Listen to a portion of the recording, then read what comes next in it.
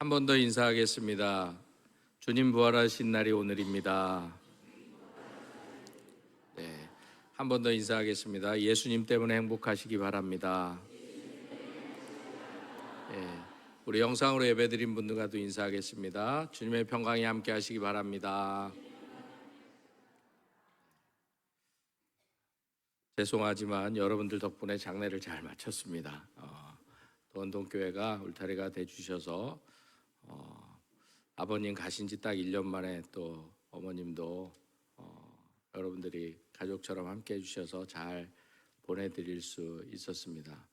또 우리 아버지 어머니 철저하셔서 남에게 피해 주는 거 싫어하셨는데 우리 아버님도 주일날 돌아가셔가지고 화요일까지 장례 마치고 수요일날 와서 설교하게 하셨고, 우리 엄마도 월요일날 뵀는데 목요일날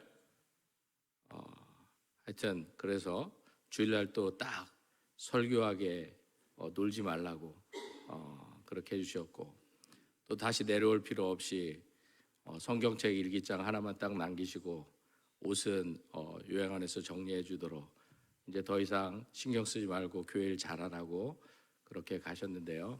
여러분들도 가실 때 남기지 마시고 살아있을 때 베풀고 나누다가 가시면 좋겠습니다. 기도하겠습니다. 거룩하신 아버지 하나님, 주님 부활하신 이날 주의 전에 나와 예배케 하여 주심에 감사합니다. 부족한 종이 말씀을 전합니다. 종의 모습은 감추어 주시고 오직 주님의 영광만을 나타나게 하여 주시옵소서. 예수님의 이름으로 기도드립니다. 아멘. 미국에 윌버 체프만이라는 유명한 전도자이자 목사님이 계셨습니다. 그 목사님의 교회에 어떤 교인이 13세 때 가출한 아들을 18년을 찾아 헤맨 일을 간증했습니다. 그 부모가 이곳저곳을 찾아 헤매던 중 18년 만에 우연히 필라델비아 역전에서 막 나오려고 하는데 어떤 남루한 옷차림의 청년이 초점 없는 눈으로 다가와 구걸을 했다고 합니다. 마치 마약 중독자처럼 보이는 이 청년이 다가와서 아저씨 25센트만 주세요 라고 말을 하는데 18년이 지났는데도 딱 보니까 아들이었던 거예요. 야, 너 톰 아니냐? 나는 네 아버지다. 이렇게 한국말로 한 게 아니라 영어로 했습니다. 제가 영어로 하면 좋을 텐데 저도 안 되지만 여러분들도 못 알아들을 것 같아서. 그런데 이 청년은 그 말에 아랑곳하지 않고 아저씨 25센트만 주세요. 이 아버지가 내 아들이라고 아무리 해도 듣지를 않고 25센트만 계속 달라고 구걸을 했습니다. 이 아버지가 아들을 덥석 안으면서 이렇게 말합니다. 25센트가 이제 문제가 아니다. 바로 내가 내 아버지다. 너는 나의 아들이고 그렇기 때문에 내 집과 내 돈 그리고 농장은 다 네 것이다. 내 생명조차도 네 것이다. 나의 가진 모든 것이 내 것이다. 그러니까 집으로 가자. 이제 우리 함께 살자. 그렇게 이야기하고 아들을 데려갔다는 이야기입니다. 로마서 8장 32절에서도 사도 바울은 자기 아들을 아끼지 아니하고 우리 모든 사람을 위하여 내어주신 이가 어찌 그 아들과 함께 모든 것을 우리에게 은사로 주지 않겠느냐 분명히 말씀합니다. 하나님이 우리 아버지 되신 줄 믿습니다.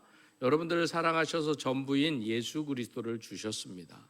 그러기에 오늘 우리가 이 자리에서 하나님께 예배드릴 수 있게 된 것입니다.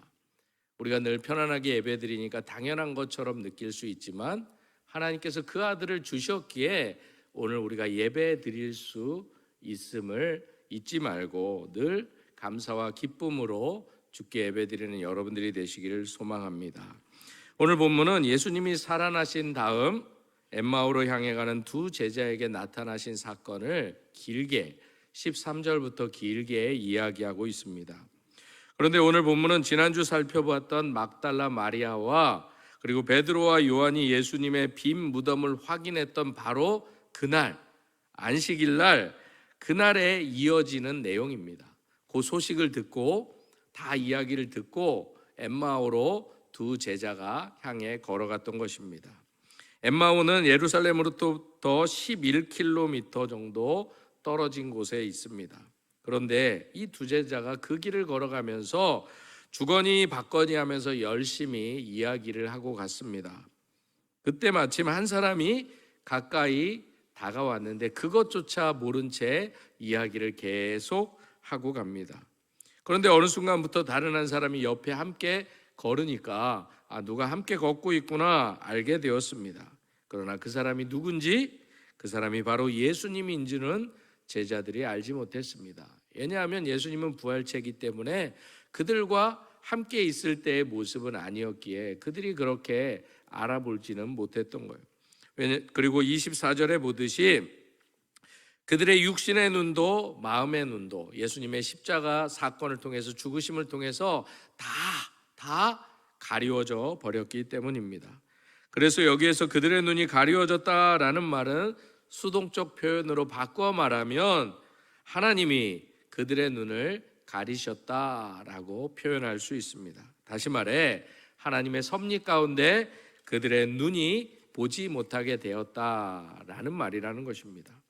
그리고 어쩌면 두 제자가 서로의 이야기에 너무 깊게 빠져 있어서 옆에 같이 오는 사람을 신경을 못 쓸 수도 있다라는 거예요. 그래서 옆에 있는 사람이 자신들이 이야기하고 있는 이 이야기의 주인공인 예수님이라고는 꿈에도 생각하지 못했다라는 것입니다.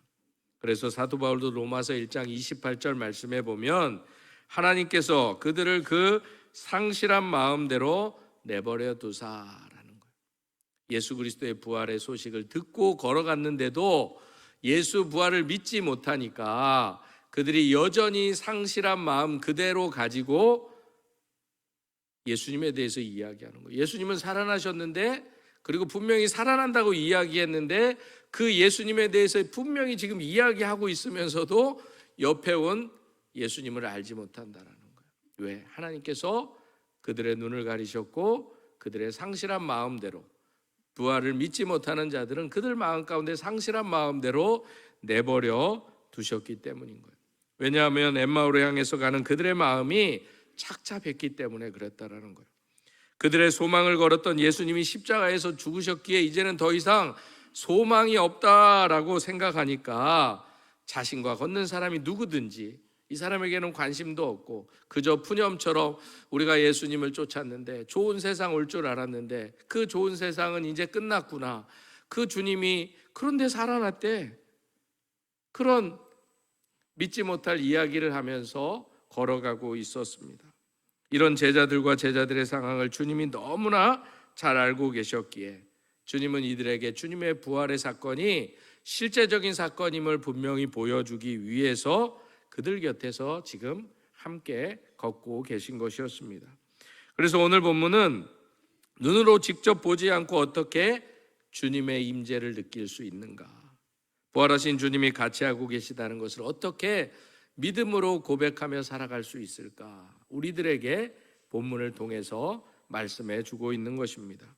본문을 계속 보면 두 사람은 길을 가면서 열심히 주거니 받거니 그 사흘간 있었던 이야기들을 계속 나눕니다.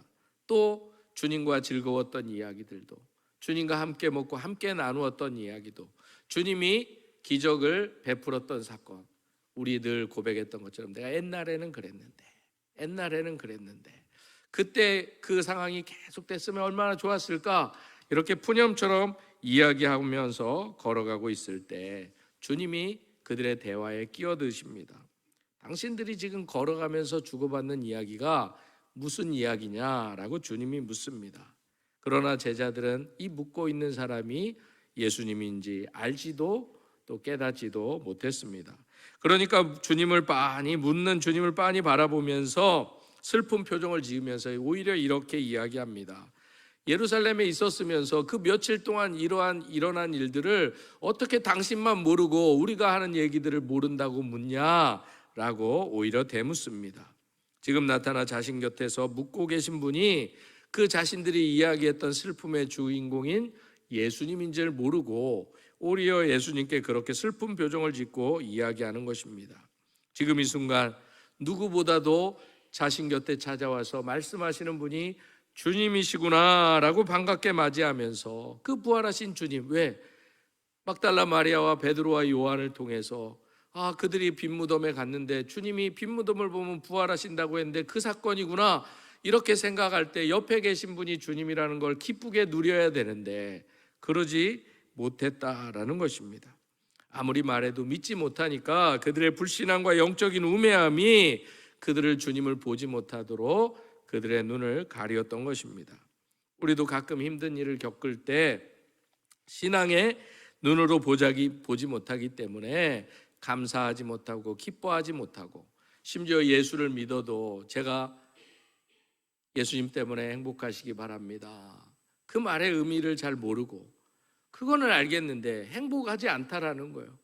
그런 것처럼 우리가 어려움을 당할 때 이 제자들처럼 부활하신 주님이 옆에 계시는데 그걸 알지 못하면 우리도 엠마오로 가는 제자처럼 예수님을 이야기하면서 그 주인공이 내 옆에 계시는 걸 누리지 못하는 삶을 살아갈 수밖에 없었다라는 거예요. 그래서 예수님이 무슨 일입니까? 라고 묻자 이들이 이렇게 설명하는 거예요. 나사렛 예수에 관한 이야기다고. 그는 하나님과 모든 백성 앞에서 행동과 말씀에 앞장섰었던, 그리고 힘이 있었던 예언자자 선지자였다고. 그런데 우리의 대제사장들과 지도자들이 그를 넘겨주고 사형 선고를 받게 돼서 십자가에 못 박아 죽었다고. 우리는 그분이야말로 이스라엘을 구원하실 분이라고 알고 믿었고 그분에게 소망을 다 걸었다. 근데 여기까지였던 거예요. 주님은 분명히 이야기도 다 해주시고 부활할 것도 이야기해주고 내가 계속 함께 있을 거다, 심지어 내가 승천하고 보혜사 성령님을 보내주실 것을 다 이야기했는데 딱 죽은 데서 이들의 이야기도 그쳤던 거예요. 소망도 거기서 그쳐버리고 멈춰버렸던 거예요. 그뿐만 아니라 그런 일이 있은 지 벌써 사흘이 되었는데 우리 가운데 몇몇 여자들이 우리를 놀라게 이런 이야기를 했다는 거예요. 새벽에 무덤에 갔다가 그의 시신을 찾지 못하고 돌아와서 그냥 하는 말이 천사들을 봤다는 거예요. 환상을 봤다라는 거예요. 그리고 막달라 마리아는 또 예수님도 봤다라는 거예요. 이쯤 하면 알아들어야 될 텐데도 그냥 남 얘기하듯 제자들이 예수님께 그런 이야기를 지금 하고 있다는 거예요. 더더욱 이해가 안 되는 것은 천사들이 예수님이 부활했다고 천사의 입을 통해서 이야기했다는 거예요. 이게 가당한 이야기나 되냐고. 예수님 앞에서, 부활하신 예수님 앞에서 제자들이 그렇게 이야기하고 있었던 거예요. 그래서 우리와 함께 있던 몇 사람이 무덤으로 가서 보니 정말 베드로와 요한이 가봤잖아요. 지난주 말씀처럼 정말 무덤이 비어 있었고 예수님은 못 보았다, 이 이야기를 했다는 거예요. 그래서 오늘 이 두 제자가 예수님께 한 이야기, 그리고 그들이 주고받던 이야기의 강조점을 보면 예수님이 죽자, 선지자와 같은, 심지어 이 땅의 정치적 메시아로 느꼈던 그 예수님이 죽자 이제 그들의 소망도 다 사라져 버렸다라는 것이 이야기의 중심 주제였던 것입니다. 게다가 더 중요한 얘기는 예수님의 시체가 없어졌다라는 거예요. 누가 가져갔을까? 도대체 시체가 어디가 있을까? 이 얘기에만 집중하고 있었다라는 것입니다. 빈 무덤이 있고 세마포가 그대로 개어져 있고 천사가 나타나서 예수님이 살아나셨다고 분명히 말했고, 그럼에도 불구하고 믿지 않으려고 하니까, 안 믿어지니까 계속 못 믿는 말만 푸념처럼 내뱉게 된 것입니다. 만약 믿으려고 했다면 무덤 문이 열려 있다는 소식만 들어도 우리 주님 부활하셨구나, 부활하신 주님이 뭐라고 그랬지? 그때 주님이 부활하시면 어디서 만나자고 그랬지? 부활 이후에 어떤 일들이 일어난다고 분명히 말씀하셨는데 머리를 맞대고 그거를 가지고 주님이 어디 계신지를 찾아야 될 제자들이 빈 무덤, 천사들의 이야기, 예수님을 봤다는 막달라 마리아의 이야기를 듣고도 믿지 않았다라는 것입니다. 그리고 계속 그 시체가 어디 갔을까 이 이야기만 되풀이했다라는 것입니다. 여기까지 이야기를 듣고 있었던 예수님께서 지난주에도 말씀드렸던 것처럼 누가복음 24장 25절에서 이들을 꾸짖으시면서 이렇게 말씀합니다. 미련하고 선지자들이 말한 모든 것을 마음에 더디 믿는 자들이요 라고 말합니다. 사실 주님의 이 책망은 슬퍼하는 사람들을 더 슬퍼하기 위해서가 아니라 그들의 불순항을, 그들의 어두운 눈을 뜨게 하기 위한 말씀이었습니다.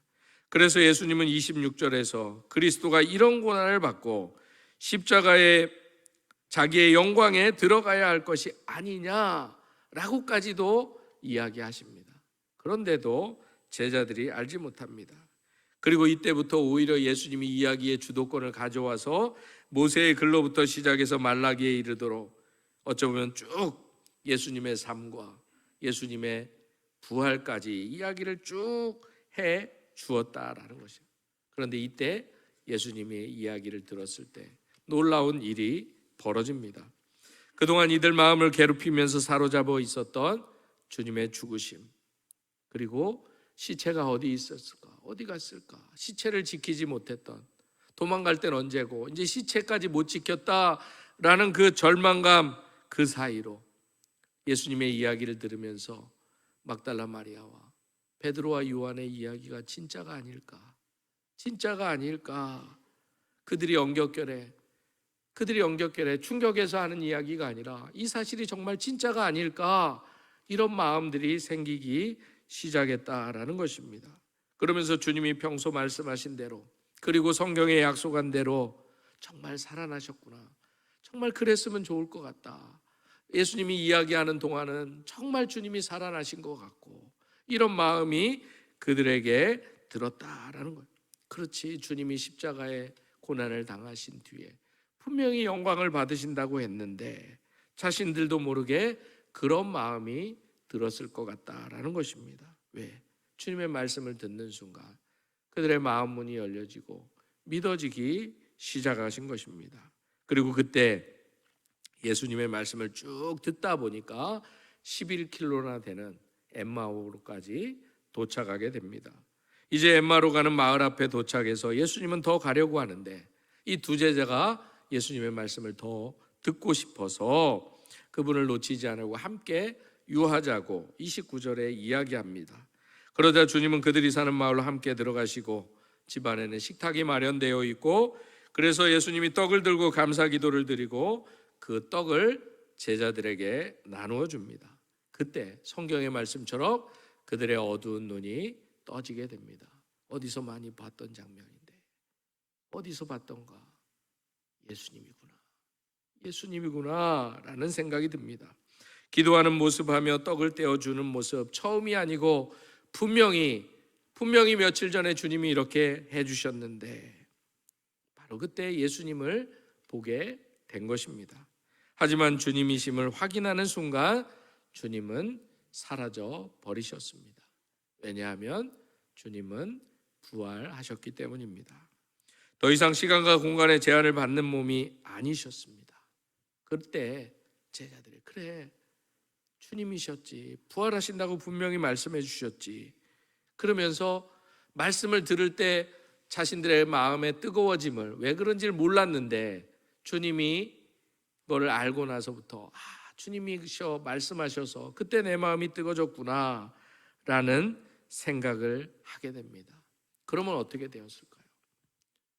주님이 바로 자신들 앞에서 같이 걸으면서 이야기했다는 걸 깨닫게 되는 순간, 주님을 만났다 하는 순간, 이분이 주님이다 라는 것을 깨닫게 된 순간 그들은 일어나 다시 11km가 되는 다시 예루살렘으로 뛰어가게 됩니다. 이처럼 부활을 목격한 사람, 주님을 만난 사람은 그 사실을, 그 기쁨을, 그 감격을 전하지 않고는 견딜 수가 없는 것입니다. 이것이 바로 우리가 복음을 전해야 될 이유다라는 것입니다. 막달라 마리아가 예수님을 보고 나서 제자들에게 달려가 베드로와 요한을 데리고 왔던 것처럼 이 두 제자들도 제자들을 향해 11km나 달려가게 된 것입니다. 예루살렘에 도착해 보니 11제자와 그와 함께한 모든 성도들이 모여 있었습니다. 그들은 모두 주님이 정말 살아나셨어, 주님이 정말 살아나셨어, 베드로에게도 나타나셨대. 이제 엠마오로 간 두 사람에게도 우리도 주님과 함께 11km를 걸어갔었어. 주님이 우리에게 말씀도 해주셨고, 그때 내 마음이 뜨거워졌고, 주님이 떡을 떼어주는 순간, 주님이라고 깨닫는 순간 주님이 사라지셨어. 우리 주님 부활하셨어. 제자들이 함께 모여 그 기쁨을 나누게 된 것입니다. 여기까지가 오늘 본문의 내용입니다. 그렇다면 사랑하는 성도 여러분, 오늘 본문이 우리에게 말하고자 하는 내용은 무엇이겠습니까? 첫째는 주님은 정말 살아나셨다라는 것을 우리에게 알려주십니다. 그리고 주님은 살아나신 것이 아니라 당신을 믿는 사람들, 당신을 사모하는 사람들에게 나타내 보여주신다라는 것입니다. 그뿐만 아니라 그 주님이 오늘도 여전히 우리와 함께 하시고 싶다고 우리에게 말씀해 주시는 것입니다. 그렇다면 우리가 그 주님과 어떻게 함께 할 수 있겠습니까? 오늘 본문 24장에서 누가 주님을 언제 만났고 주님은 누구에게 나타내 보여주셨습니까? 바로 그들이 주님에 대해서 이야기할 때였습니다. 나사렛 예수에 관한 이야기를 할 때 그 현장에 주님이 찾아오셨습니다. 예수님의 고난당하심과 십자가의 죽음, 그리고 그 새벽에 주님의 빈 무덤을 찾아갔을 때 예수님은 그들에게 나타내 보여주셨습니다. 그리고 바로 나사렛 예수의 일에 관심을 가진 두 사람에게도 주님이 찾아와 주신 것입니다. 지금도 우리 예수님은 당신을 이야기하고 당신의 일을 알고자 하는 사람들을 지금도 찾고 만나주려 하신다라는 것입니다. 그때 주님에 대해 이야기하며 길을 가던 두 제자에게 주님이 찾아오셨던 것처럼 지금도 주님은 당신의 이야기를 하는 그 장소에, 그 모임에, 그 사람에게 함께 하시고 그 사람이 하는 일, 그 모임에서 하는 이야기를 들으신다라는 것입니다. 우리도 마찬가지 아닙니까? 누군가 네 이야기를 하는 것 같으면 내 얘기 하나 안 들은 척하면서 다 듣고 있지 않습니까? 우리 주님도 당신의 이야기를 하는 걸 다 듣고 계신다라는 것입니다. 그리고 우리 인생의 어느 지점에 있든지 우리에게 다가와 주신다는 것입니다. 굳이 엠마오로 가는 길에서만 주님을 만날 수 있는 것이 아니라 우리 인생의 걸음걸음마다 예수님이 있어야 할 자리, 예수님이 필요한 자리, 그곳에서 주님을 이야기하면 주님은 꼭 찾아오시고 나타내 보여주신다라는 것입니다. 이것이 우리 교회가 교회학교로부터 어른의 일까지 주일에 한 본문을 가지고 말씀을 나눈 이유 중에도 하나입니다. 부모와 자녀, 아니 온 성도들이 예수님에 대해서 한 이야기를 할 수 있는 공통의 관심사를 함께 나누는 것이 중요하기 때문입니다. 같은 본문의 말씀을 통해서 주님을 만나고 주님을 경험했던 이야기를 나누면서 그분에 관해서 무엇이든지 나누고 싶어하는, 왜? 예수님을 만난 사람, 예수님을 경험한 사람은 그분에 대해서 이야기하지 않고는 견딜 수 없기 때문에. 여러분들 예배 마치고 실만한 물가에서 무슨 얘기하세요? 설교 안 듣고 딴 얘기 들으니까 세상 얘기하고 남 욕하고 그런 얘기만 하시잖아요. 말씀을 들으면 그 얘기할 정신이 어디 있어요? 예수님 얘기해야죠. 은혜 받은 얘기, 고통 가운데 함께 하신 얘기. 오늘 말씀을 들었는데 내가 왜 힘들었는데, 왜 어려웠는데, 그런데 오늘 말씀 들으니까 내가 산 소망이 생겼어. 이런 얘기밖에 나눌 수밖에 없는 거예요. 누구 만나서 대화하는 얘기가 내 예수님 만난 이야기, 듣기 싫어하는 사람에게 돌려서라도 예수 복음을 전할 수밖에 없게 된다라는 거예요. 오늘 제자들이 그랬다라는 것입니다.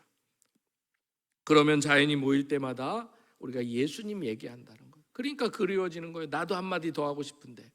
여러분들 가끔 모여서 이야기할 때 상대방 얘기 듣다가 시간 없어지면 나도 분명히 할 얘기 있었는데 지 얘기만 하다 가네, 막 이런 생각 들지 않으세요? 그런데 우리가 복음을 나눌 때도 그래야 된다는 거예요. 이 기쁨을 서로 나누고 싶어야 된다는 거예요.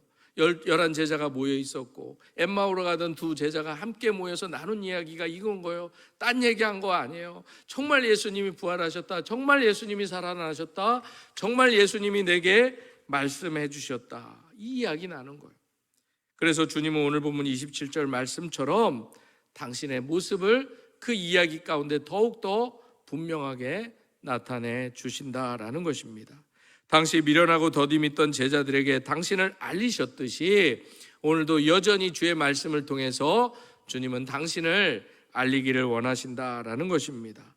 어두워졌던 그들의 눈에 비늘들이 벗겨지기 시작했던 것처럼 주님께서 떡을 떼는 순간 주님을 알아보게 된 것처럼 우리 삶 구석구석에 미리 들려주셨던 말씀들을 생각나게 하시고 주님이 하셨구나, 주님이 일하셨구나, 주님이 다 알고 계시구나 라는 것들을 우리에게 생각나게 해주신다라는 것입니다.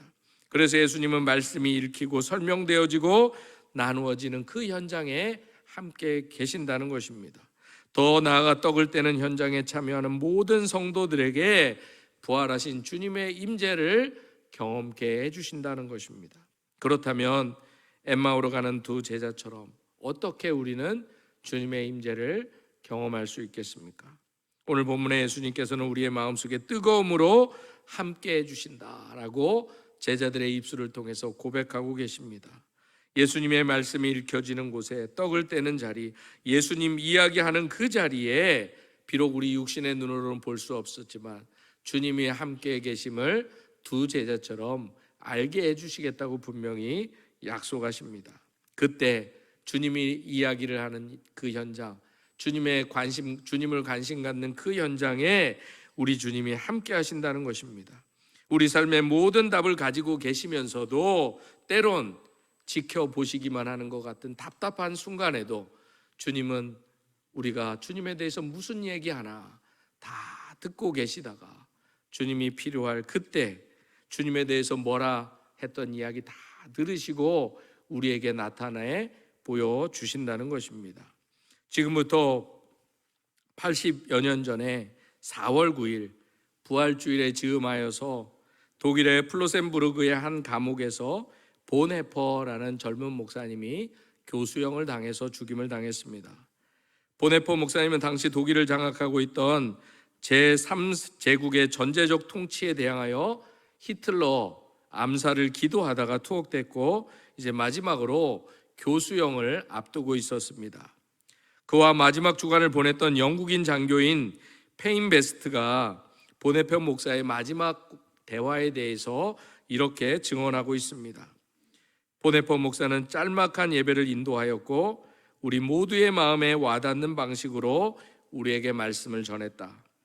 그가 마지막 기도를 마치자마자 문이 열렸고 사복을 입은 인상이 나쁜 두 사람이 들어와서 다음과 같이 말했다.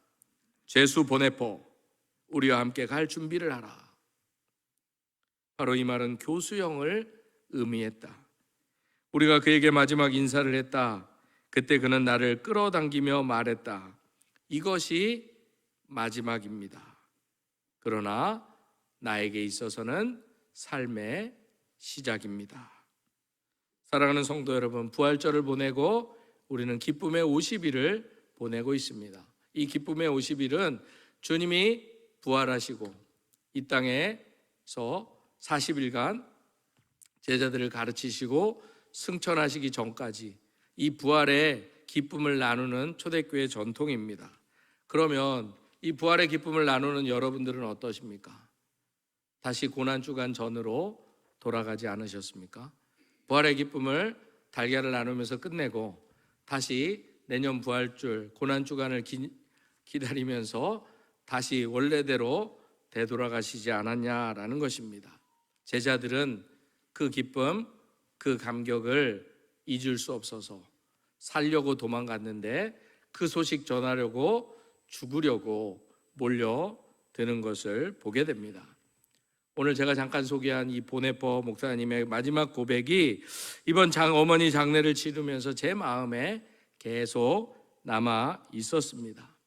아버지가 그러하셨듯이 어머니가 그러하셨듯이 그렇게 가신 그 날이 제게는 또 다른 삶의 시작이 되었습니다.